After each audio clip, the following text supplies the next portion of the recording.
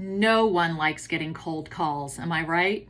Well, if every cold call was like the life-changing call I received many years ago, people might feel differently. Here's a story about the best cold call I ever got. I had just started my company, Boardroom Insiders, and I'd put up a simple website. One day I got a call from a man named George Plosker. He had visited my website and he said he had never seen anything like our executive profiles. He asked a lot of questions about how we pulled together our research, how our customers used it, and what my plans were for growing the company. What you're doing has to be expensive to produce and hard to scale, he said. He was right, I said.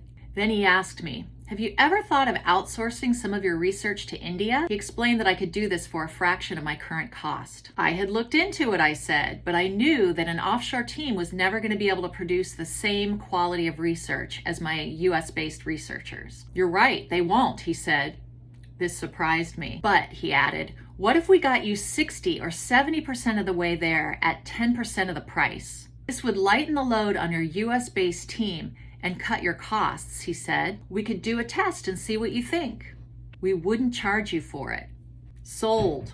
I was impressed that George didn't try to talk me out of what I already knew, which was that an offshore research team was not going to be able to do the same quality of work as my highly trained and skilled US-based researchers. In other words, he didn't exaggerate and he didn't overpromise. So I agreed to do the test, and the results were promising enough that I became a customer. And I ended up working with that team for the next 14 years until the day I sold the company. Now, had George taken the approach of every other cold caller I've ever heard from, I wouldn't have given him my time or attention. But he earned my attention by doing his homework on me and my company and showing authentic interest. He asked smart questions that showed that he understood the challenges of scale and cost that I was facing.